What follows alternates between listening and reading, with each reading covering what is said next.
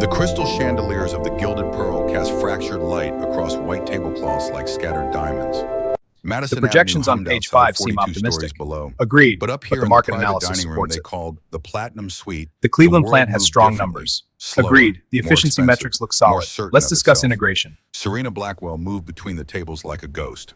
Her black uniform pressed sharp against dark skin, her natural hair pulled back tight enough to ache by closing time.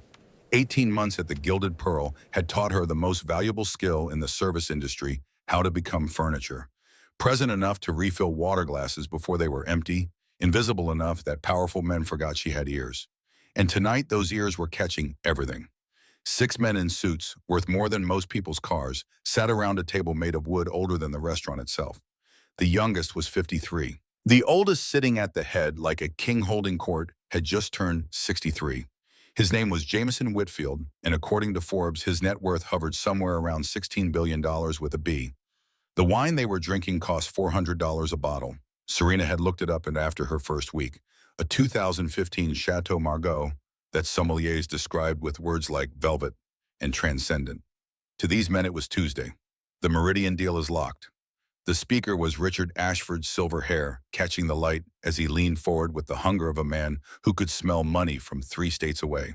His company, Ashford Capital, had made him rich through aggressive acquisitions and even more aggressive press releases. Their manufacturing capacity alone makes this a gold mine. We're looking at 40% returns within 18 months, gentlemen. 40%. Serena set down a bread basket, her movements practiced, silent, invisible. But her eyes, sharp as surgical steel behind their mask of professional blankness, moved across the documents spread between wine glasses and appetizer plates. Financial projections, factory schematics, a glossy prospectus with Meridian Industries stamped across the cover in gold foil that caught the light. She saw the numbers and something cold settled in her stomach. The question came from Arthur Reynolds, hedge fund manager and frequent guest of the Platinum Suite. His tie probably cost more than Serena's monthly rent. The real consideration is timing. Do we move before the public offering or wait for first quarter reports? He turned to the man at the head of the table. Jameson, you have been quiet. Jameson Whitfield swirled his wine, studying its legs against the crystal with the focus of a man who made $16 billion by paying attention to details others missed. I'm calculating, he said simply. Serena refilled his water glass. Her hand was steady, but her mind raced through figures she shouldn't have understood, patterns she shouldn't have recognized. The numbers in that prospectus didn't add up, not even close. She'd spent 3 years trying to forget how to see things like this. 3 years working 7 different jobs, each one paying cash, each one keeping her below the radar of the industry that had destroyed her. 3 years of silence and survival, and the grinding weight of invisibility. But numbers don't stop making sense just because someone takes away your title. The manufacturing output projections on page 12 exceeded technical capacity by at least 50%. She knew because she'd spent 6 years at Morrison and Pierce Investment Bank, analyzing exactly these kinds of claims, building models that separated real opportunity from elaborate fiction. The subsidiary listed on page 4, Meridian Manufacturing Solutions, had filed Chapter 11 bankruptcy in March of 2024. Case number 2024-BK-44891. She remembered it because she still read the Financial Times every morning before her shift, still tracked the patterns, still couldn't stop seeing the architecture of fraud even when she desperately wanted to be blind. The Cleveland factory on page 8 claimed 8 million units of annual production. That same factory had been condemned by OSHA in October of 2024, 17 months ago. Case number 2024-YNS-8841. Structural violations. Foundation damage. It had been sitting empty ever since a monument to the gap between what people claimed and what was actually real. This wasn't an investment opportunity. This was a trap baited with gold. And she'd seen this exact trap before. 3 years ago in a different building with different names on the documents, but the same structural flaws. The same 60% revenue inflation. The same shell company architecture. The same signature of someone who thought they were too clever to get caught. Jameson Whitfield looked up suddenly, and his eyes caught hers before she could look away. They were gray sharp as winter, and they narrowed with something that might have been curiosity or might have been the instinct of a predator, recognizing another predator's attention. You. His voice cut through the conversation like a blade through silk. What's your name? The other men turned, noticing her existence for the first time. Serena felt their gazes slide over her uniform. Her skin, her presumption at standing too close for too long. She felt herself being categorized and dismissed in the space between heartbeats. Serena, sir? Jameson Whitfield smiled, but it didn't reach his eyes.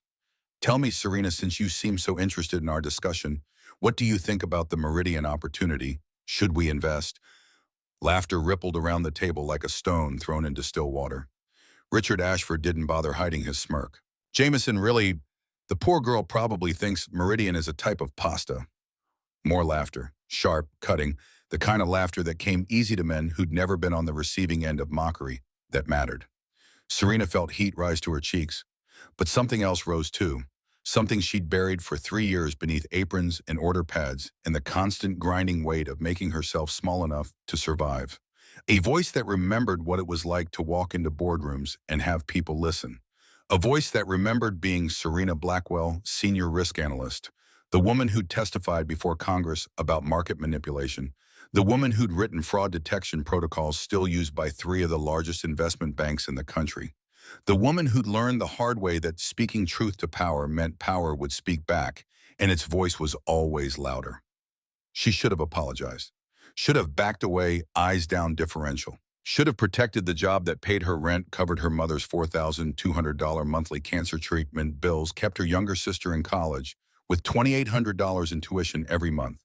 But the numbers burned in her mind like a lit fuse, and 3 years of silence pressed against her throat like a scream looking for a way out. No, sir. Her voice came out steady, clear, as crystal sharp as breaking glass. I think Meridian is a shell company running an elaborate pump and dump scheme, and if you invest, you'll lose everything you put in within 6 months. The silence that followed was absolute. Wine glasses froze halfway to lips. Forks hovered over plates like hummingbirds, suddenly forgetting how to fly. Richard Ashford's smirk curdled into something uglier, something that looked like contempt mixed with genuine shock. Excuse me, his voice dripped acid. Did the waitress just give us financial advice? But Serena was already moving, already committed to the fall she'd just thrown herself into. She pointed to the document near Arthur Reynolds' plate, her fingers steady even as her heart hammered against her ribs. Look at page 15 of your prospectus. Sir, the factory in Cleveland. According to your projections, it's producing 8 million units annually. She paused, letting them find the page, watching their eyes move across numbers they'd probably never questioned. That factory was condemned by OSHA 17 months ago. Case number 2024-WNS-8841. Structural violations, foundation damage. It hasn't produced anything since October 2024. There's a public database. You can verify it right now. Arthur Reynolds' hand trembled slightly as he flipped to page 15. The other men leaned in, their expressions shifting from amusement to something harder to read, uncertainty maybe, or the first cold touch of doubt. The subsidiary on page 4. Serena's voice was gaining strength now, fed by 3 years of bottled rage and the muscle memory of competence she'd thought was dead. Meridian Manufacturing Solutions. It was dissolved in bankruptcy court last March. Case number 2024-BK-44891. All their assets were liquidated to pay creditors. But somehow it's listed here as a fully operational division contributing $42 million to projected revenue. She moved closer to the table and none of them stopped her. They were too busy flipping through pages, too busy checking her claims against the glossy promises they'd been about to bet $40 million on. Page 15 again, sir. The European division. Your prospectus claims $82 million in revenue. But if you look at the footnote on page 47, the wire transfer logs, the actual deposits total $33 million. Someone created $49 million of fictional income. That's not an accounting error. That's not a timing difference. That's systematic fraud, and it's been running for 12 consecutive months. Jameson Whitfield hadn't moved, hadn't spoken. His eyes stayed fixed on her face with an intensity that should have frightened her, but somehow didn't. She'd stopped being frightened 3 years ago when Victor Hartley had smiled at her across a desk and destroyed her life with documents he'd fabricated and accusations she couldn't fight. And the signature on page 23. Serena's voice was quieter now, but every word landed like a hammer. The authorization from the CFO. Compare it to the signature on page 31 from the regional director. Same handwriting, same pen pressure patterns, same spacing between letters. One person signed both documents using different names. Richard Ashford stood so fast his chair scraped against the floor like a scream. This is absurd. Jameson, are you going to let some waitress insult our intelligence with this conspiracy nonsense? She probably read one article about Enron and thinks she's Warren Buffett.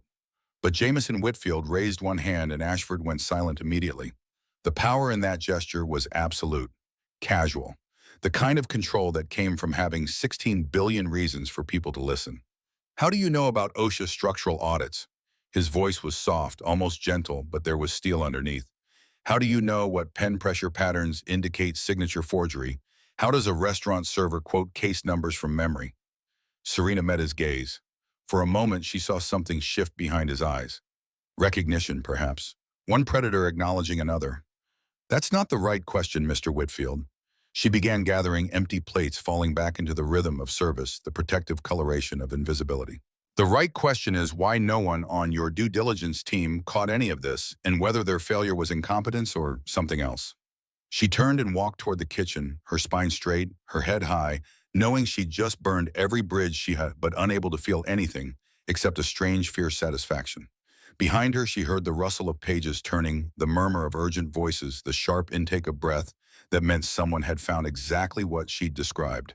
The sound of $40 million turning from opportunity into nightmare in the space between one heartbeat and the next. The kitchen doors swung closed behind her, and Dominic, the bartender, looked up from polishing glasses. He was 45. Puerto Rican, had been at the Gilded Pearl longer than anyone could remember. You okay? You look like you just saw a ghost.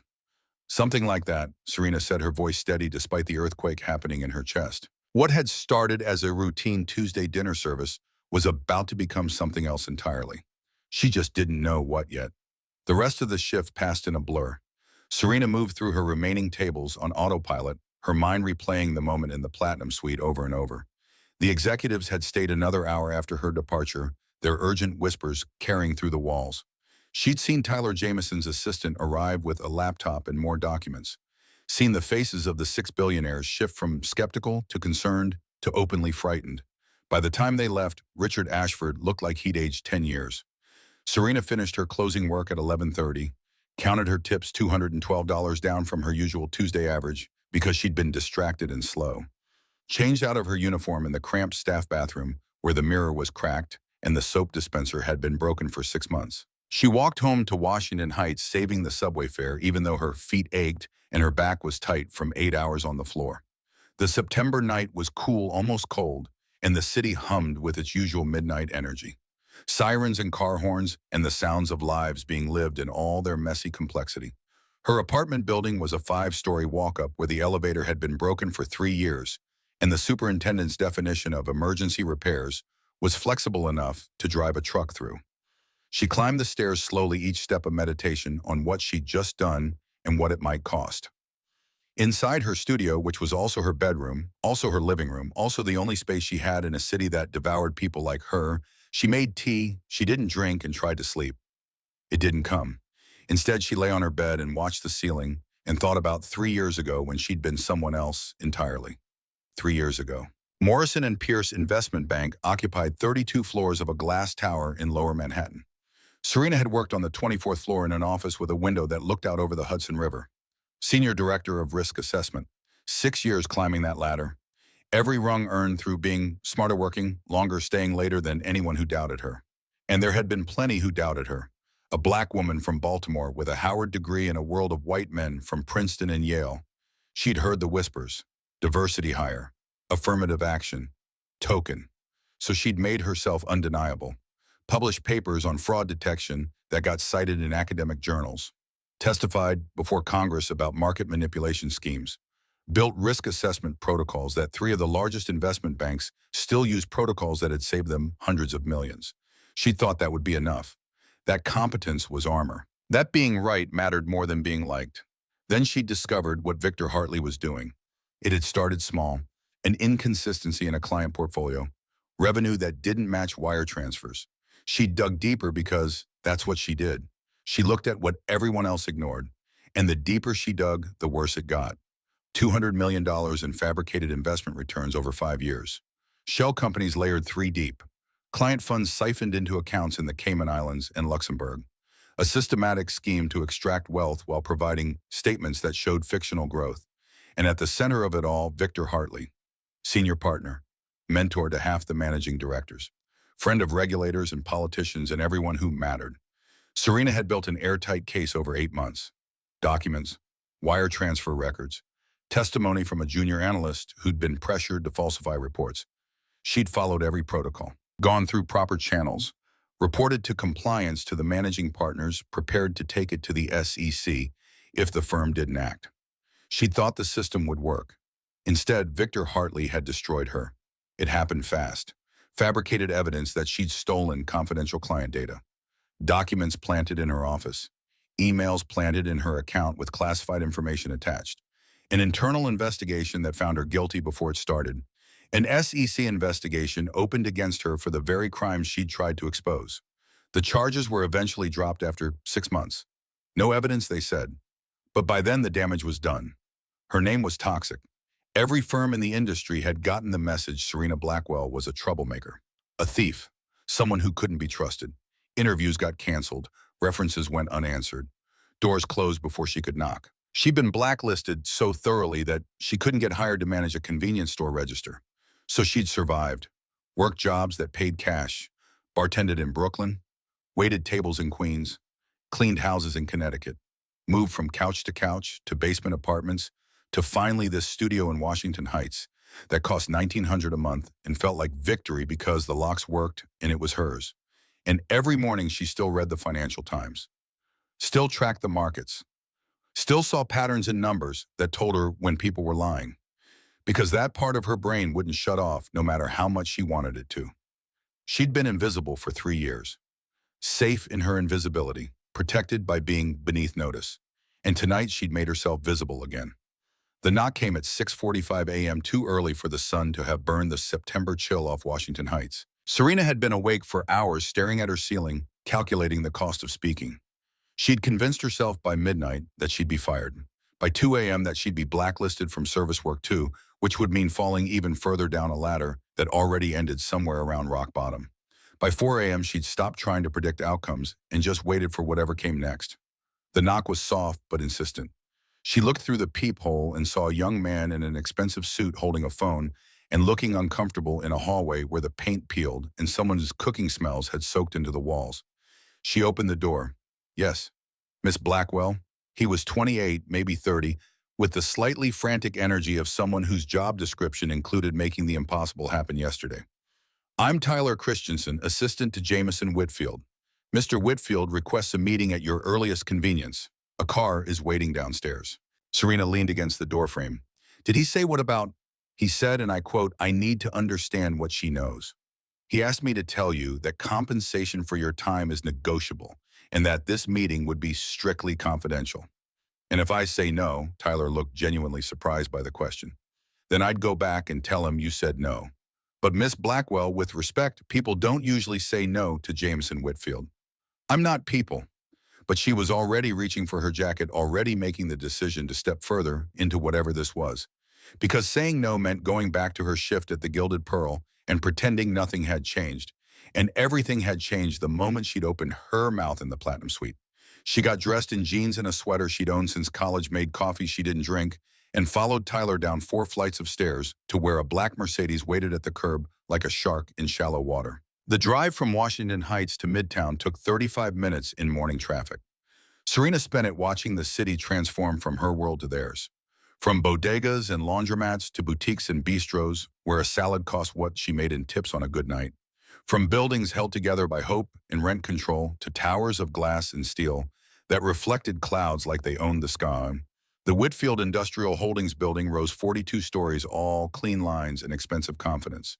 The lobby was marble and chrome, and the quiet arrogance of old money that had learned to dress like new money, security guards with earpieces, elevator banks that probably cost more than her mother's house in Baltimore. Tyler met her in the lobby and guided her to a private elevator that required a key card and went directly to the 41st floor without stopping. As they ascended, he made small talk about the weather and the traffic and everything except what was actually happening. The 41st floor was executive country, thick carpet that swallowed footsteps. Original art on the walls that probably had insurance policies thicker than most people's mortgages. And everywhere, people in suits that cost what Serena made in a month, all of them moving with the purposeful energy of people who believed their spreadsheets held the secrets of the universe. They turned to look as she walked past. A woman in a Chanel blazer leaned toward her colleague, whispering something that made them both smirk. A security guard's hand drifted toward his radio before Tyler shook his head. At a cluster of desks, three analysts looked up from their monitors with expressions that ranged from confusion to outright hostility. "Who let the help upstairs?" The voice was sharp, deliberately loud enough to be heard. Male, young enough to think cruelty was clever. Tyler's ears went red, but he said nothing. Neither did Serena. She'd heard worse. She'd survived worse. Words were just air pushed through teeth until you gave them permission to be more. The executive conference room occupied a corner of the building with floor-to-ceiling windows overlooking Manhattan. On a clear day, you could probably see all five boroughs. Today, morning sun turned the glass into sheets of gold, and the city below looked like something from a dream, where everyone was rich and no one was tired. Jameson Whitfield sat alone at a table that could seat 20. Newspapers and financial reports spread before him like a general's war maps. The Wall Street Journal, Financial Times, Bloomberg.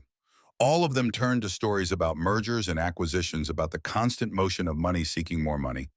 He looked up as she entered. If he noticed her clothes, her uncertainty, her complete lack of corporate polish, nothing in his expression showed it. "Miss Blackwell, thank you for coming." He gestured to a chair at his right hand, the position of equals, or advisors, not supplicants. "Coffee, water." "Neither, thank you." Serena sat her back straight, her hands steady on the table's polished surface. The wood was real old growth, probably worth more than everything she owned combined. "You wanted to talk about Meridian," she said. "I want to talk about you." Jameson Whitfield leaned back, studying her with the same intensity he'd shown at the restaurant. Last night it had been curiosity.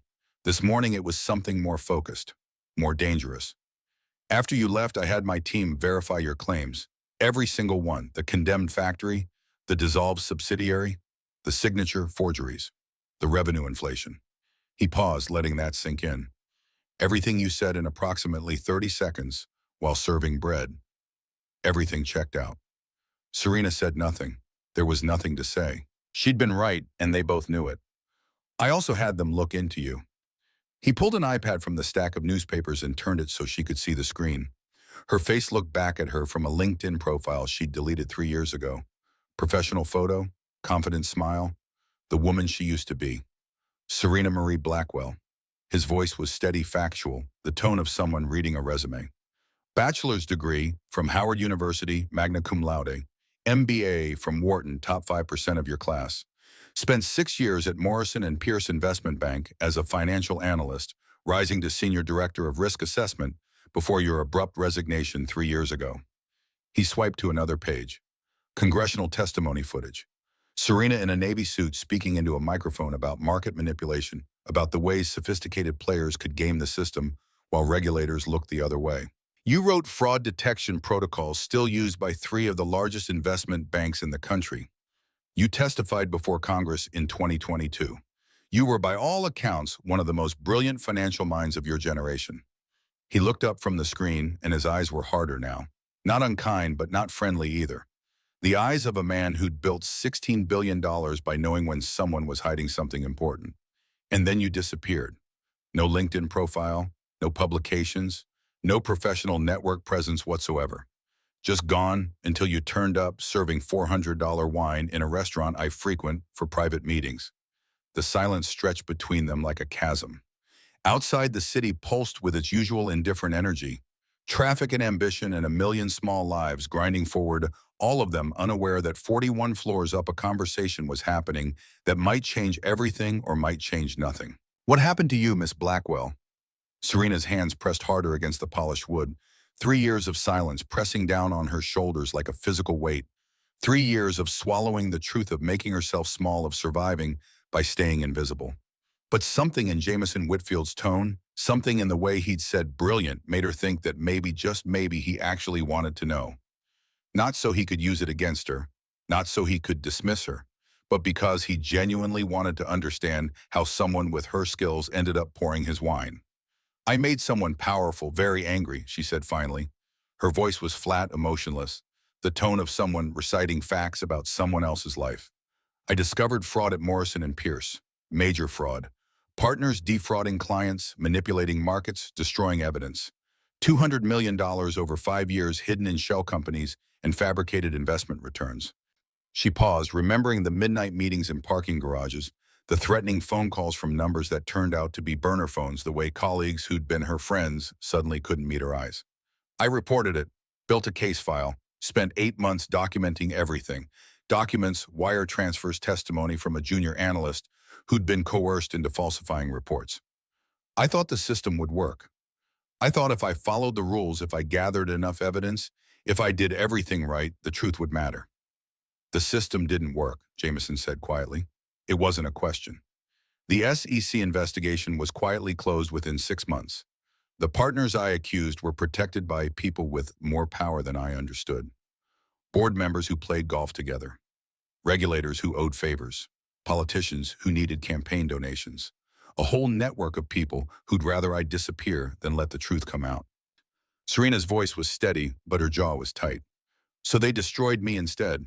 The senior partner I'd accused, Victor Hartley, he fabricated evidence that I'd stolen confidential client data, planted documents in my office, planted emails in my account with classified attachments, opened an internal investigation that found me guilty before it started, then triggered an SEC investigation against me for the exact crimes I'd tried to expose. Character assassination, Jameson said. Systematic destruction. Serena met his eyes. The SEC investigation was eventually dropped.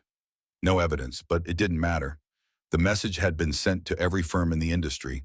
Serena Blackwell is a troublemaker, a thief, someone who can't be trusted, someone who accused respected partners of crimes and was investigated herself. You were blacklisted. So thoroughly that I couldn't get hired to stock shelves at Target. My name was toxic. References went unanswered. Background checks came back with red flags. Interviews got canceled. I'd spent a decade building a reputation, and it was destroyed in 6 months. She paused, and something fierce entered her voice. So I survived. I worked jobs that paid cash where they didn't check backgrounds, bartended, waited tables, cleaned houses, moved from place to place, kept my head down, stayed alive. And I watched. Watched what? Everything.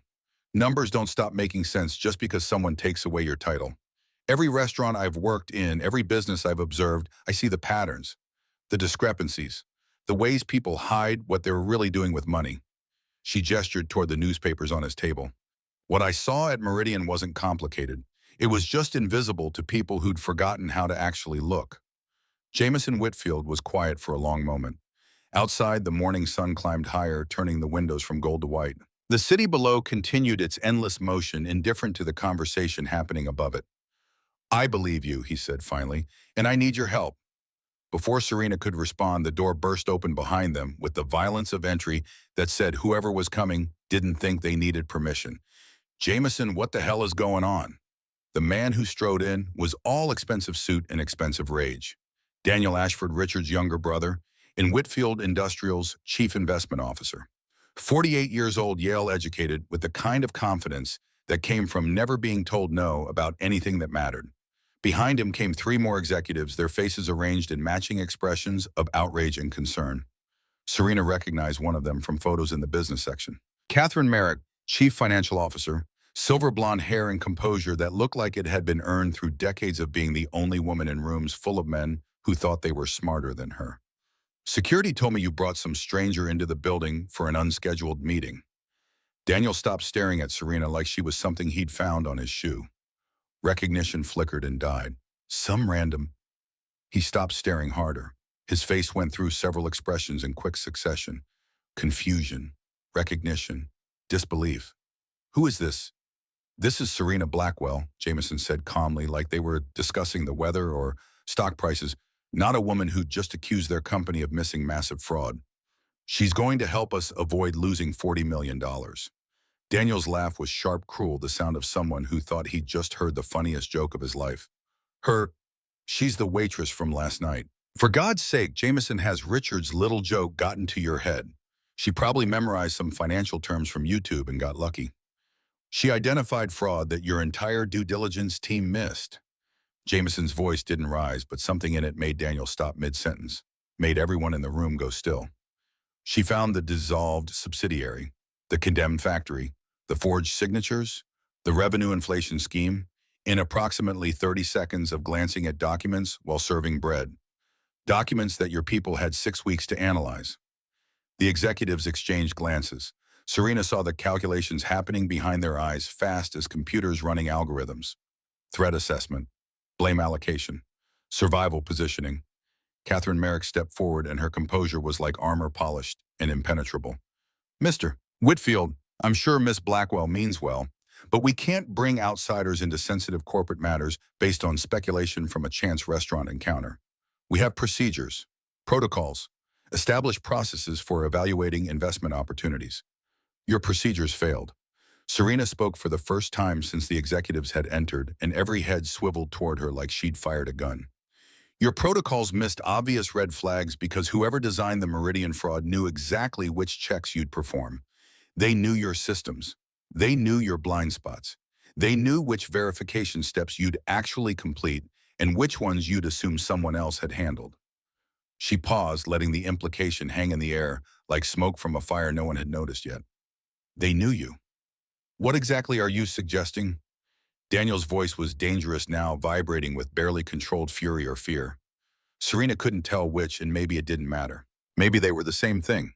I'm not suggesting anything. She stood moving to the window where her reflection was ghost-like against the city below, 41 floors above, people who didn't know how close they'd come to being collateral damage in someone else's scheme. I'm telling you that you have a leak. Someone inside Whitfield Industrial, someone with access to your investment evaluation processes, has been feeding information to whoever's running the Meridian fraud. They knew what flags to hide, what numbers to inflate, what signatures would pass your verification without scrutiny. That's a serious accusation, Catherine said. Her composure was showing fractures, now tiny cracks in the armor. These are people who've been with this company for decades, people with families, reputations, years of loyal service. And one of them, Serena said quietly, has been systematically betraying you for at least 18 months. The room went cold, not quiet cold. The kind of cold that came from people realizing that the ground they'd thought was solid might actually be quicksand. Mr. Whitfield, I need access to your due diligence files on Meridian. Not summaries, not executive briefings. Originals. Emails, internal memos, analyst notes, meeting minutes.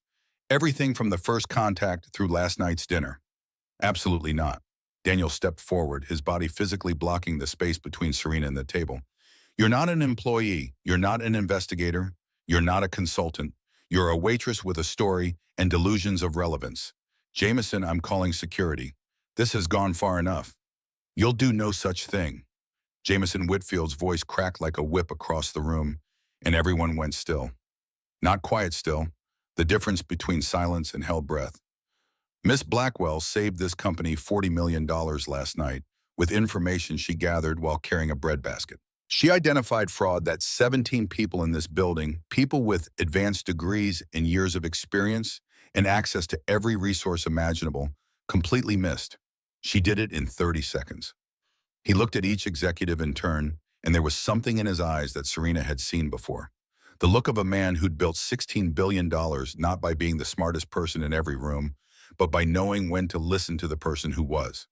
Imagine what she might find with actual resources, with time, with access to the full picture instead of glimpses between refilling water glasses. He pressed a button on the conference phone. Tyler, I need everything we have on the Meridian proposal. Every document, every email, every handwritten note. Bring it to the conference room immediately. Yes, sir. Tyler's voice came through the speaker, professional and efficient, the sound of someone who'd learned not to question direct orders. Daniel's face had gone pale with fury, but he knew when he'd lost. Jameson, I must formally object to this course of action. This is highly irregular and potentially dangerous from both a security and liability standpoint. Your objection is noted and overruled. Jameson's eyes were steel. Now sit down and let Miss Blackwell work. The executives sat. Their body language screamed resistance, crossed arms, tight jaws, eyes that promised this wasn't over. But they sat. 20 minutes later, the conference table was covered with documents. Folders, binders, loose papers, printouts of emails, and spreadsheets and PowerPoint presentations. The paper trail of $40 million in due diligence laid out like evidence at a crime scene. Serena moved through them with the focused intensity of a surgeon preparing for a complex operation. Her eyes scanned numbers, cross-referenced dates, built patterns in her mind that others couldn't see. The executives watched in hostile silence, waiting for her to fail, waiting to prove that Jameson Whitfield had made a mistake trusting someone who served wine for a living. They waited and waited. And slowly, as minutes turned into an hour, their expressions began to change.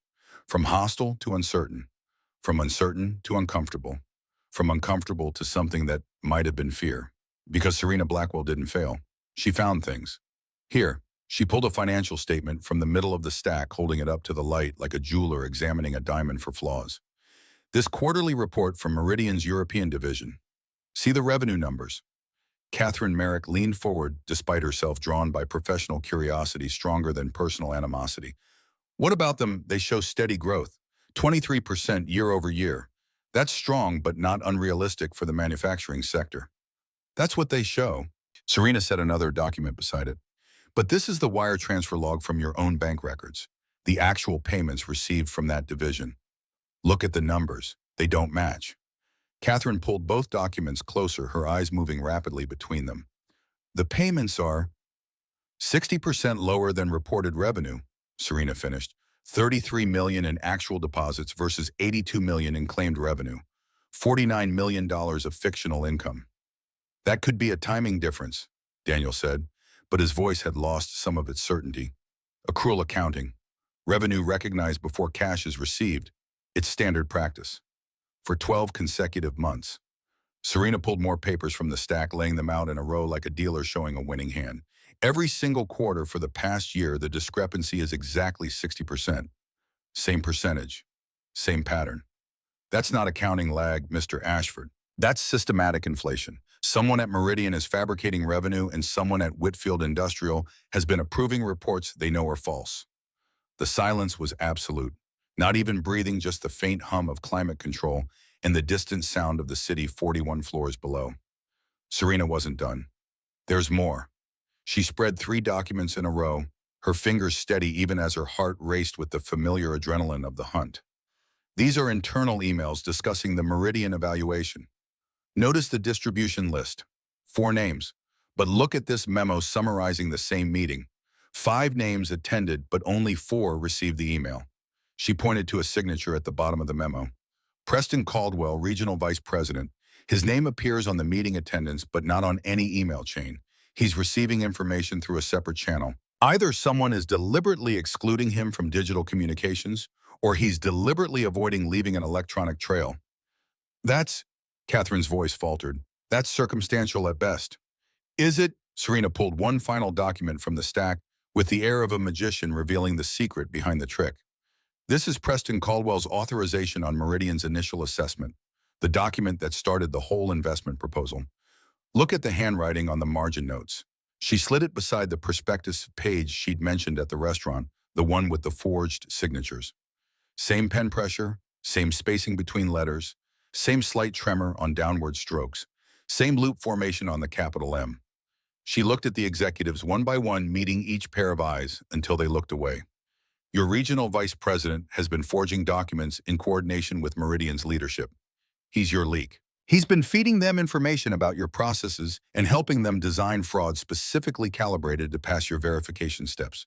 Daniel Ashford's hand was shaking as he reached for the documents.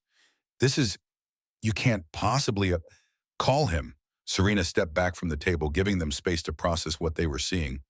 Right now, ask him about the European revenue numbers. Ask him why he attended the March kickoff meeting but wasn't on the email distribution. Watch his reaction. Listen to how he explains it. Jameson was already reaching for the conference phone. The call went through on the second ring. Preston Caldwell's voice came through the speaker, professional and smooth. Mr. Whitfield, good morning. How can I help you? Preston, I need you to come to the executive conference room. There are some questions about the Meridian evaluation that need your input. A pause, just a fraction of a second too long. Of course, I'm in the middle of something, but I can be there in about an hour. Now would be better. Yes, of course, I'll be right there. The line went dead. Jameson looked at Serena. 47 minutes, that's my guess for how long it takes him to get here, see what's on this table and confess. 35, Serena said. He'll try to run. When he realizes he can't, He'll calculate his options and decide cooperation is his best play. She was off by 12 minutes. Preston Caldwell arrived exactly 47 minutes later, and the moment he saw the documents spread across the conference table, his face went white. Not pale white, the color of someone who'd just watched their whole life collapse in real time. His eyes darted from paper to paper, the forged signatures, the wire transfer logs, the email distribution lists, the handwriting analysis, and finally, inevitably, to Serena standing by the window watching him with the calm expression of someone who'd already won. "Who are you?" His voice was barely a whisper. "Someone who pays attention," Serena said. The confession took less than an hour. Preston had been approached 18 months ago in March of 2024. A business dinner that turned into a proposition. Helped design an investment opportunity that would pass Whitfield's due diligence, receive $50,000 in punch, just once. Just this one time. But once became twice when they showed him photos of his daughter leaving school. Twice became 3 times when they mentioned his wife's morning running route. 3 times became a systematic operation when they explained that he was already complicit, already guilty, already beyond the point where confession would save him. He'd filtered information about Whitfield's evaluation processes for 18 months. Told them which verification steps were actually performed versus which ones were assumed, helped them place shell companies in jurisdictions he knew wouldn't be checked. Timed revenue claims to avoid audit cycles he'd disclosed. Provided signature samples so they could forge authorizations that would pass visual inspection. "They said it was just business," Preston said, his voice hollow. "Just helping sophisticated investors understand the market. They said nobody would get hurt, that it was all legal, just creative." "You knew better," Catherine said, and there was genuine sorrow in her voice. "You've been doing this work for 20 years, Preston. You knew exactly what this was." He'd known, they all knew, but knowing and admitting were different things, and admission meant consequences. Security arrived 12 minutes later. Federal agents arrived within the hour Jameson had called them the moment Preston started confessing. By lunchtime, Preston Caldwell was in FBI custody, and the story that would eventually become national news was just beginning to unfold. But before all that, before the agents and the lawyers and the media storm, there was a moment. Serena stood at the window watching Preston being led away. Jameson approached, stood beside her, both of them reflected in the glass against the Manhattan skyline. "You saved this company," he said quietly. "Not just money, our reputation, our credibility, everything we've built." "I saw a pattern," Serena said. "That's all." "That's not all." Jameson turned to face her directly. "You saw what 17 experienced professionals missed. You saw it in seconds. And you had the courage to speak up, even though you knew it might cost you everything." He paused. "Again." Serena met his eyes in the reflection. "What happens now?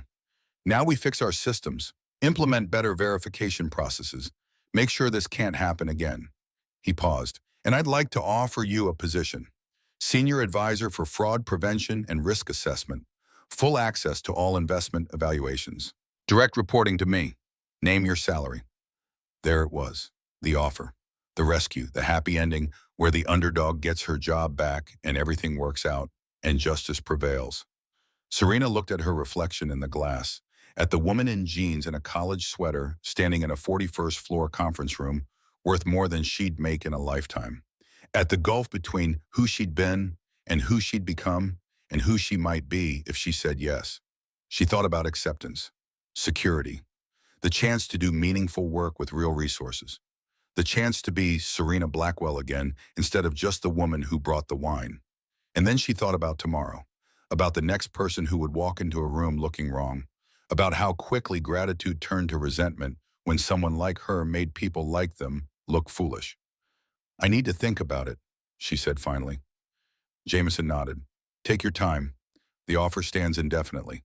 But they both knew that some offers expired the moment you walked away from them, that some chances only came once, that some doors closed whether you walked through them or not. Serena left Whitfield Tower at 2 p.m., emerged onto Madison Avenue where the September sun was warm and the city moved with its usual indifferent energy. She walked to the subway, descended into the tunnels where everyone was anonymous and no one cared who you used to be. And as the train rattled downtown toward Washington Heights, she made her decision. Not today. Not this offer. Not this version of rescue that required her to be grateful for a chance to prove herself all over again in a world that had already shown her exactly what it thought she was worth. She'd find another way. build something different, something that belonged entirely to her. She just didn't know what it looked like yet.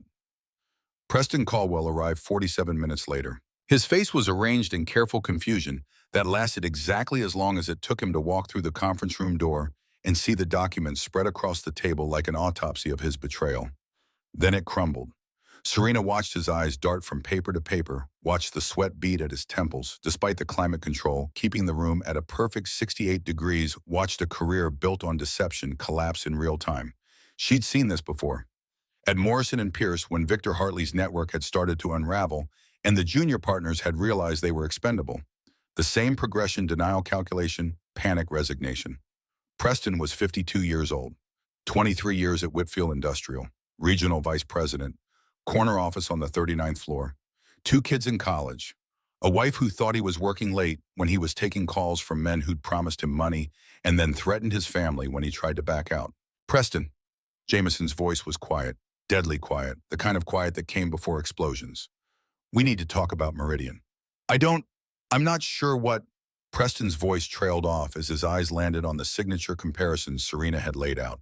His signature, his handwriting, unmistakable.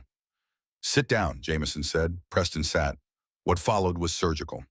Catherine Merrick asked about the European revenue numbers, her voice clinically precise.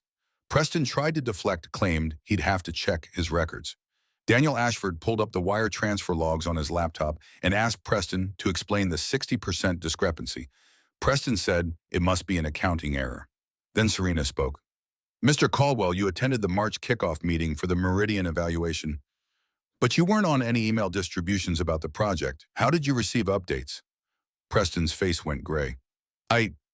We had separate briefings, in person. And with whom? With the team, with Daniel and Catherine. That's not true, Catherine's voice was sharp. I never briefed you separately. All communications were via email or in full team meetings. Preston's hands were shaking now. Serena could see him doing the math, calculating whether he could lie his way out or if the evidence was too solid. She'd seen this calculation before. It always ended the same way. How long, Jameson asked, how long have you been compromised? The question hung in the air. Preston looked at his hands, at the table, at anything except the people who'd trusted him for 2 decades. 18 months, he said finally, since March of 2024. The room went cold. They approached me at a conference, said they had an investment opportunity they wanted me to review, offered me $50,000 just to look at their materials and provide feedback on what Whitfield's evaluation process would focus on. Preston's voice was hollow, the voice of a man who'd already lost everything and was just going through the motions of confession. I said no, then they sent me photos. Photos of what? Daniel demanded. My daughter, leaving school, walking to her car, getting coffee with her friends. Preston's voice cracked. They knew her schedule, her routes, everything. Said all they wanted was information. Just tell them how Whitfield evaluates deals. What we check, what we don't check. Help them understand our process. So you betrayed us. Catherine's voice was ice. I protected my family. Preston's head snapped up, anger flashing through the resignation. You don't know what it's like to get a text message with a photo of your child and a caption that says, beautiful girl, be ashamed if something happened. You don't know what it's like to choose between your brother and your daughter's safety. You could have come to us, Jameson said quietly. We could have protected you. Protected your family. We have resources. They said they'd know if I talked to anyone. They said they had people inside Whitfield, that someone would tell them if I went to security or HR or you. Preston looked at Jameson with something like desperation. I was trapped. Every piece of information I gave them, they used to design the next proposal. Vector Manufacturing failed because of timing, so they learned to time things better. Apex Industrial failed because of a lucky conversation, so they made sure the next one wouldn't depend on luck. He gestured at the Meridian prospectus. This was supposed to be perfect. I gave them everything. Your verification processes, your blind spots, which analysts were thorough and which ones just checked boxes. They designed Meridian to be invisible, and it would have been except. He looked at Serena for the first time, really looked at her. Who are you? Someone who pays attention, Serena said simply. Preston laughed, but it was the laugh of a man who'd lost everything and found it funny in a terrible way. 18 months, millions of dollars in consulting fees paid to the best fraud architects in the business, and a waitress caught it in 90 seconds. A former senior risk analyst, Jameson corrected, who happened to be serving wine. Preston's eyes widened. You're Serena Blackwell, from Morrison and Pierce, the woman who, he stopped. Victor Hartley destroyed you. They used to talk about it at conferences, as a warning, about what happens when you go after people more powerful than you. Something cold settled in Serena's stomach. Who talked about it? Everyone. The case became legend in financial circles. How to handle a whistleblower. How to turn the investigation around on them. How to make sure they can never work again. Preston looked sick.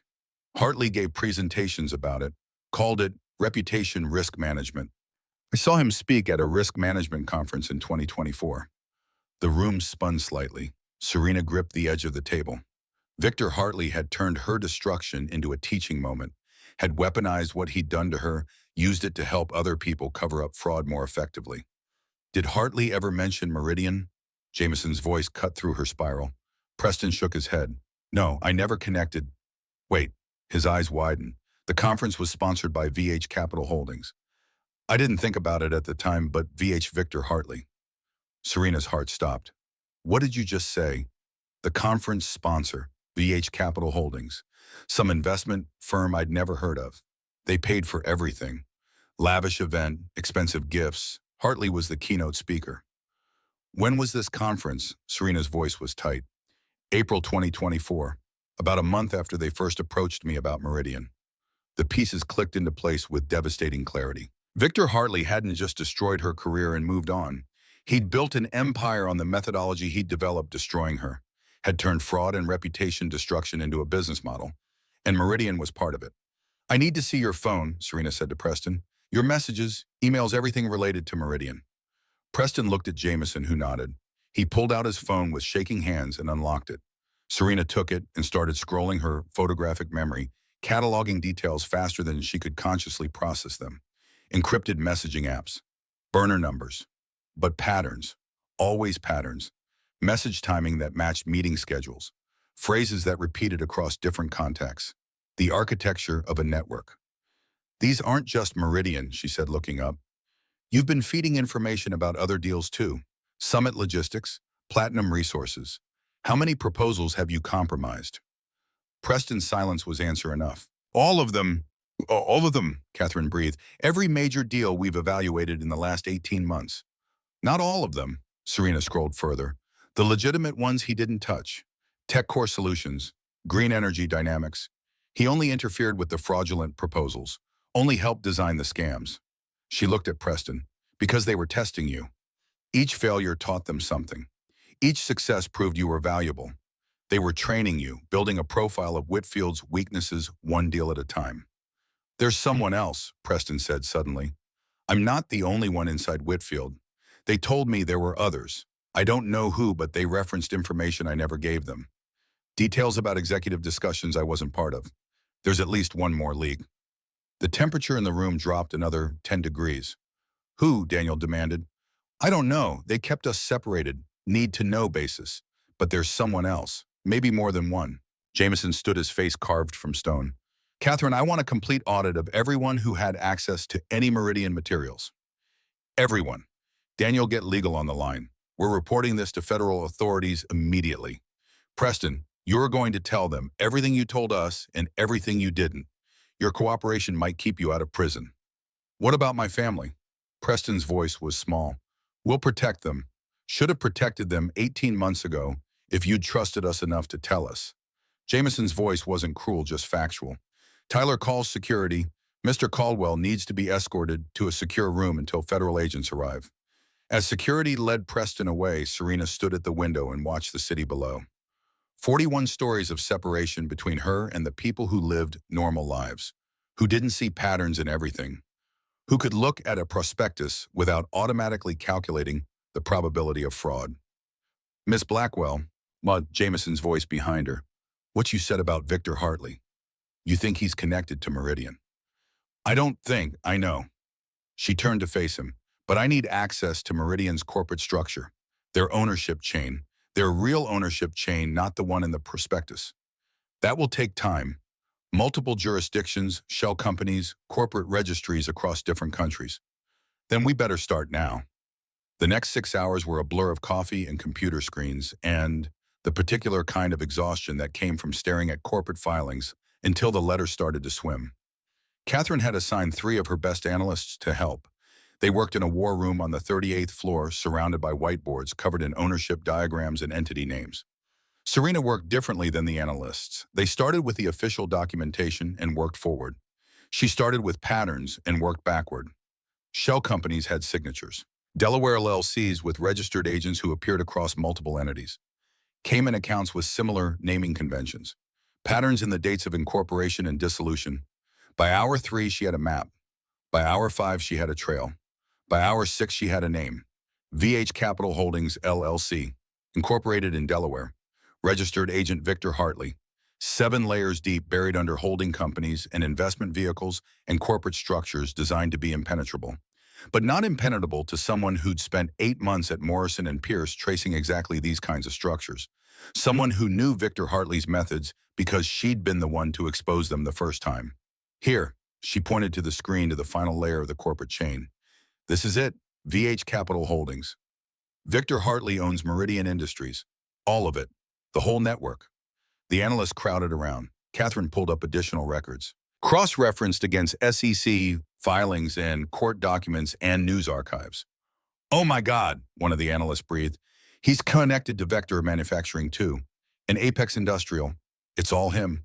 All 5 schemes. He's been attacking Whitfield for 18 months. Not just Whitfield. Serena pulled up articles she'd found during her research. 6 other major companies. Same pattern, same methodology. He builds a fraudulent proposal, finds an insider to compromise, tests their defenses, learns from failures, refines the approach. She thought about Preston's words. How Victor Hartley had turned her destruction into a conference presentation. How he'd weaponized reputation destruction and made it a business model. This isn't just fraud, she said quietly. This is systematic. He's built an empire on finding companies with weak due diligence, compromising their people, and extracting capital while destroying their credibility. When the frauds collapse, the companies look incompetent. Their stock prices drop. They become vulnerable to hostile takeovers or market manipulation. Economic warfare, Catherine said. But why Whitfield specifically? Why target us so persistently? Serena looked at Jameson, who'd been silent throughout the investigation. Because you're exactly the kind of CEO I would have worked for. Methodical, trusting in systems. The kind of leader who would have believed me 3 years ago if I'd brought him evidence of fraud. She turned back to the screen.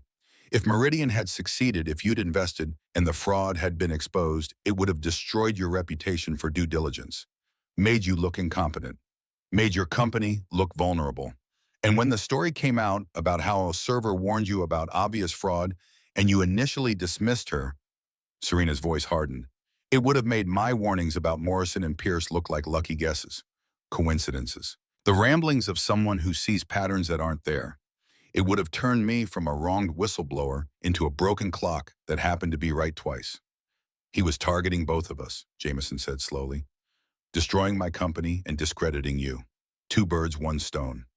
And returning to business as usual where people like Victor make billions and people like me serve them wine. The room was silent for a long moment. What do we do? Catherine asked. Serena looked at the evidence on the screen, looked at the corporate structures and the shell companies and the patterns she'd spent 6 hours tracing, looked at 18 months of systematic attack laid out in digital form. She could take this to the FBI, to the SEC, to the congressional committee that was already holding hearings about Meridian.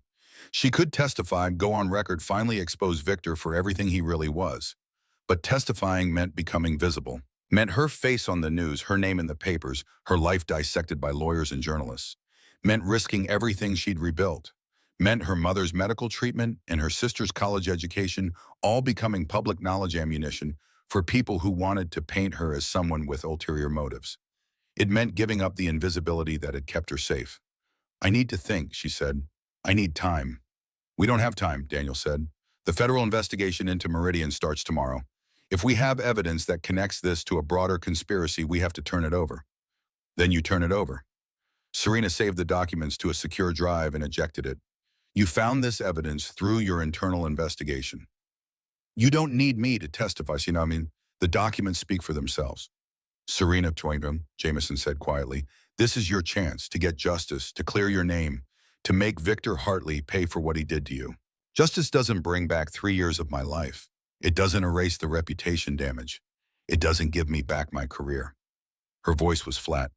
And it doesn't protect me from retaliation when powerful people decide I'm a threat. She handed the drive to Catherine. This is everything I found. Ownership chains, corporate structures, connections between all 5 fraud schemes. It's enough for federal prosecutors to build a case. But my name stays out of it. I helped you protect your company. That's where my involvement ends. What about your settlement? Jameson asked. You're entitled to compensation. The board has already approved a consulting fee.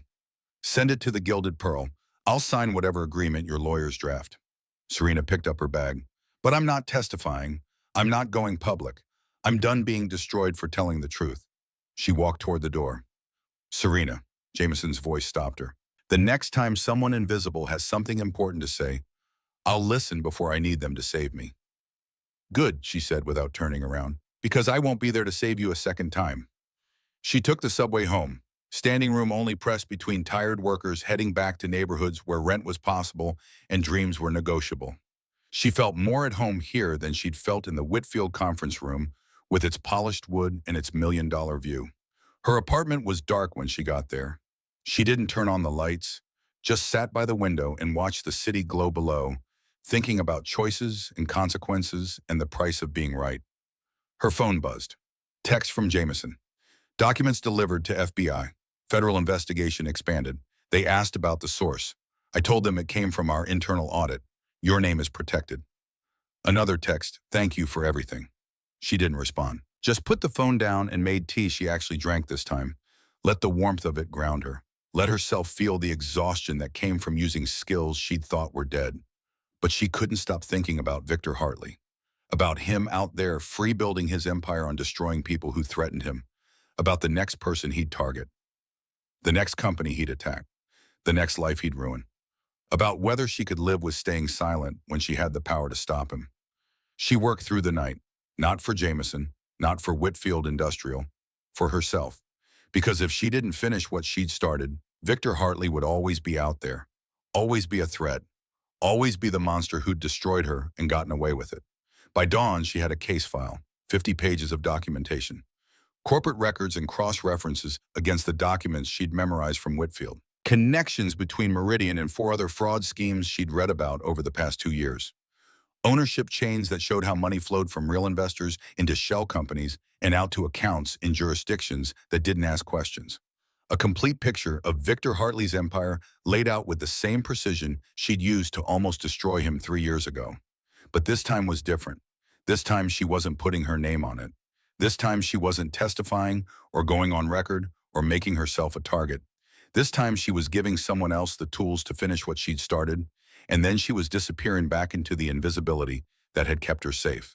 She compiled everything into encrypted files, wrote a cover letter that explained the connections without revealing who'd made them, made it clear this was anonymous, that she wouldn't testify, that the documents had to speak for themselves. Then she sent it to 3 places. First, to a specific SEC investigator she'd worked with during her Morrison and Pierce testimony. Jennifer Morrison, no relation to the firm, someone she remembered as competent and honest, which was rare enough to be remarkable. Someone who tried to help her when the investigation turned against her, who'd seemed genuinely troubled by how the whole thing had been buried. Second, to the Department of Justice Financial Crimes Unit, addressed to no one specific, but flagged with enough keywords that someone would open it, would see what it contained, would recognize that this wasn't a crank or a conspiracy theorist, but someone with real evidence about real crimes. Third, to the FBI's Economic Crimes Division, to an agent whose name she'd seen in the news coverage of the Meridian arrests. Someone who was already investigating this world. Someone who might connect the dots. She didn't sign it, didn't include her name or contact information. Just a note at the end, these documents speak for themselves. No testimony available. The witness protection is that the witness stays anonymous. Serena hit send at 6:47 a.m., just as the sun was starting to turn the sky from black to gray. Then she closed her laptop, took a shower that ran cold. After 5 minutes, got dressed for her shift at the Gilded Pearl. She walked to the subway with her hair pulled back and her uniform in a bag. Stopped at a bodega for coffee and a bagel she ate standing on the platform while trains roared past, descended into the tunnels where everyone was anonymous and no one cared who you used to be or what you'd done the night before. Just another person going to work. Just another body in the machine. Just another woman who'd chosen survival over heroism and found a strange kind of peace in that choice. The news broke on a Tuesday morning, 6 weeks and 2 days after Serena sent the encrypted files into the void and went back to serving wine to people who didn't know her name. Federal authorities arrest investment banking executive Victor Hartley in decades-long fraud conspiracy.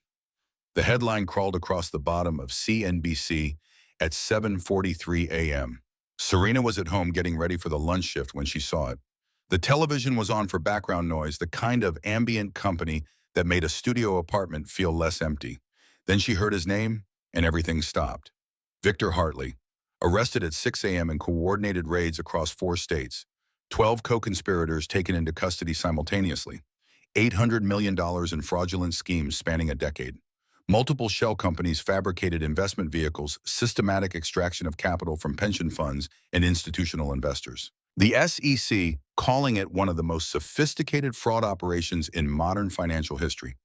And buried in the third paragraph of the Bloomberg article, federal investigators credited an anonymous source with providing crucial documentation that connected multiple seemingly unrelated fraud schemes into a coordinated criminal enterprise. Serena sat down on her bed, also her couch, also the only place to sit in a studio apartment that cost $1,900 a month, and watched. Watched Victor Hartley being led from his Greenwich estate in handcuffs. Watched his lawyer make statements about presumption of innocence and vigorous defense. Watched financial analysts explain the fraud using words like sophisticated and nearly impossible to detect. Nearly impossible. She almost laughed. The coverage continued. Morrison and Pierce investigation being reopened. Former partners being questioned. The SEC investigator who'd closed her case 3 years ago was under investigation for accepting bribes. The whole network unraveling like thread pulled from fabric. She was being vindicated.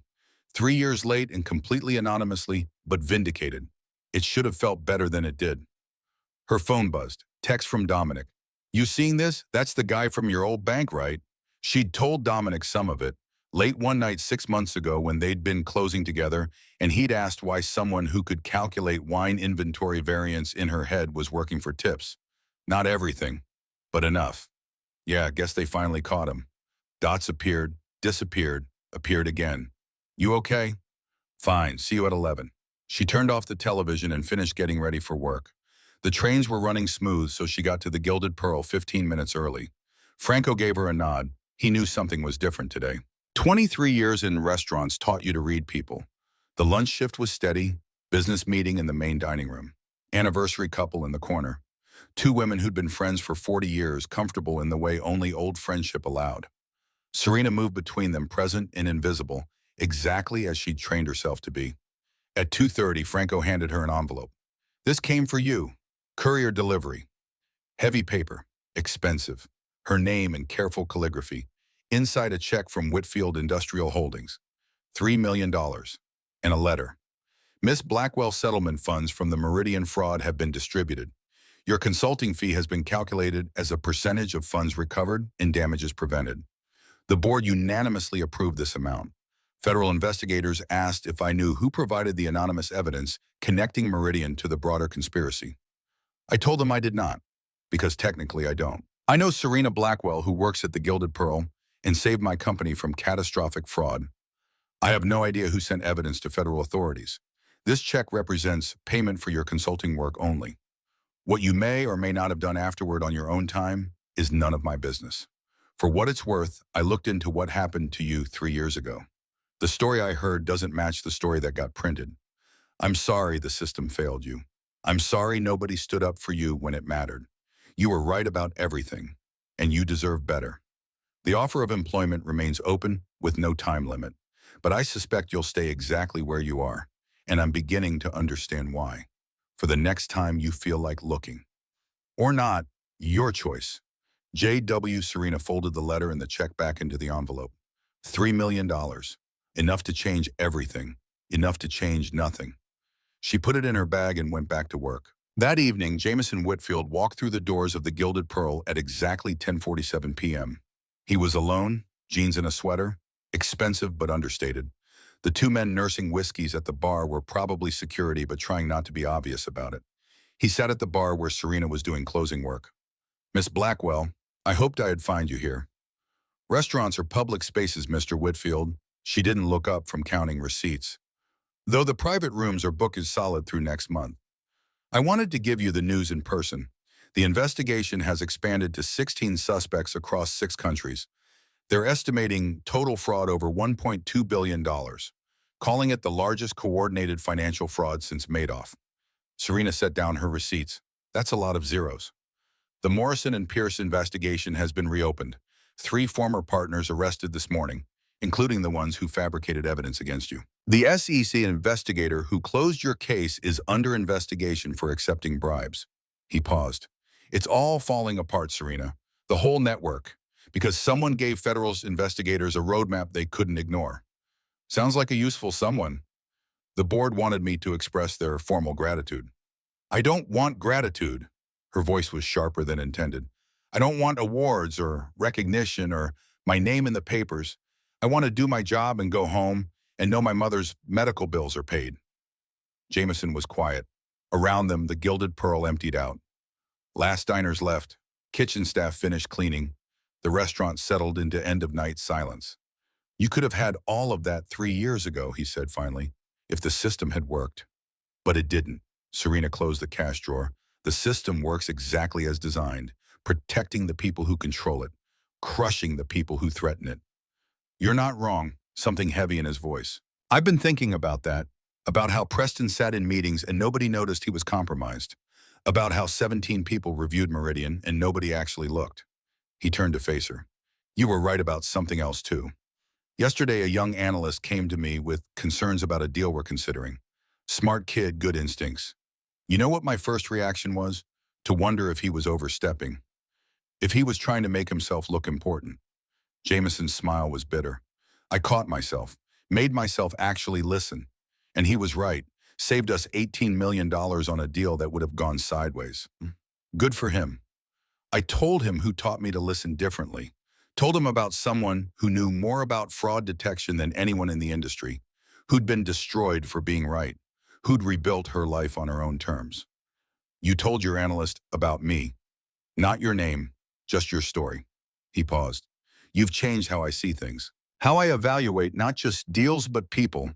That's worth more than $40 million. "Mr. Whitfield," her voice was quiet but firm, "I'm glad you learned something, but your learning came at the cost of my life. I don't get those 3 years back.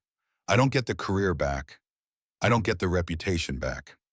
She met his eyes. "So when you tell your analyst about me, tell him all of it. Tell him that being right doesn't protect you.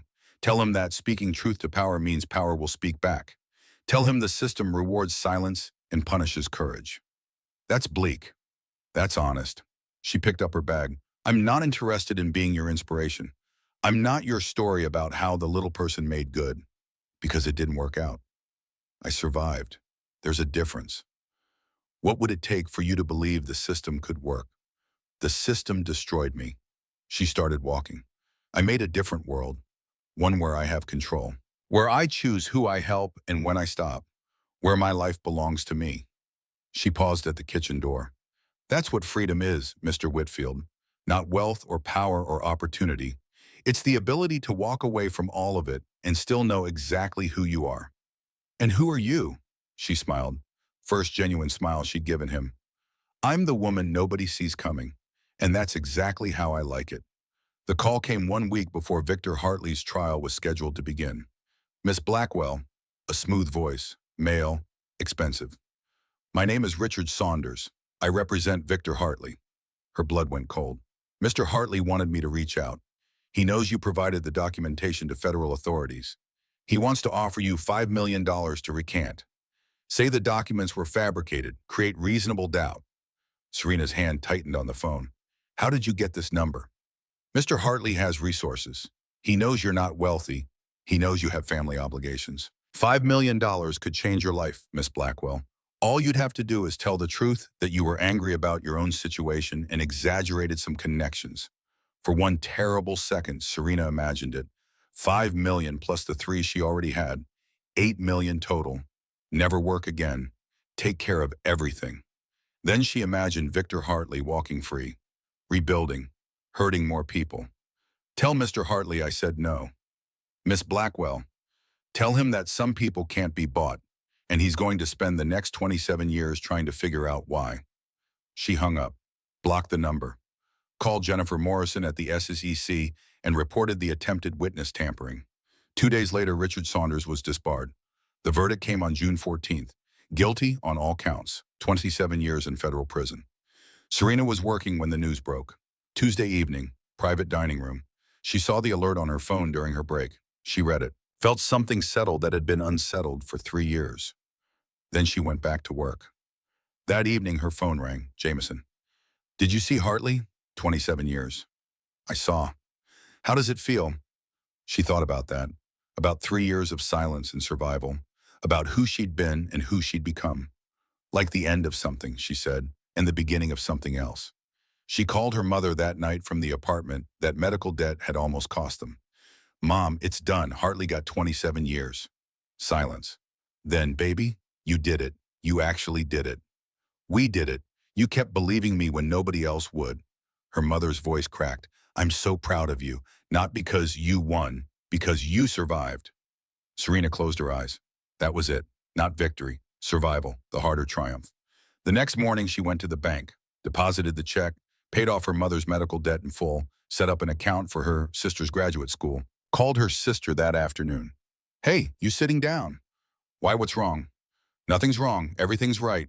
Your medical debt is paid, and I'm setting up a fund for graduate school, Columbia PhD program. Full ride. Her sister was crying. Serena was crying.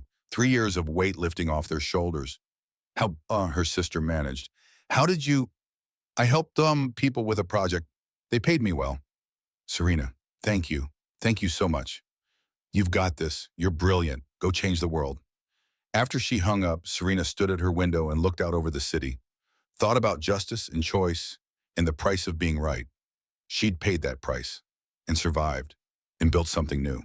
6 months passed like water flowing around the stones. Something strange started happening on Tuesday nights at the Gilded Pearl. It started small, a CEO requesting the private dining room, documents left on the table deliberately, questions asked casually while she refilled water. What do you think about this opportunity? She'd answered carefully at first, then less carefully, then with surgical precision.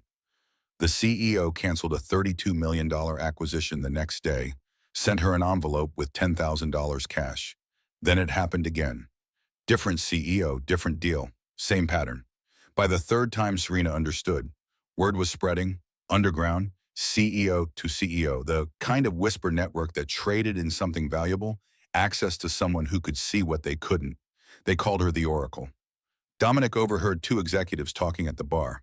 You going to see the Oracle tonight? She was becoming a legend without anyone knowing her name.